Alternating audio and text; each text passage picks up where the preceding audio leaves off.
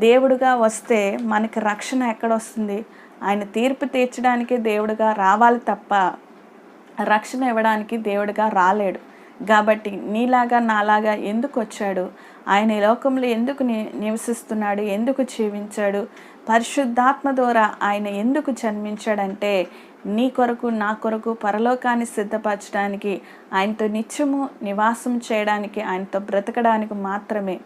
ఇది ఆయన యొక్క చిత్తము, ఆయన యొక్క ఉద్దేశము, ఆయన యొక్క ప్రేమ, ఆయన యొక్క కృప. ఇది తెలియక చాలామంది కూడా అపోహపడుతూ ఆయన్ని చాలా మటుకు తృణీకరిస్తున్నారు. అయినా పర్వాలేదు, మీ చేతిలోని, అది మీ ఇష్టం, మీ యొక్క అవకాశం.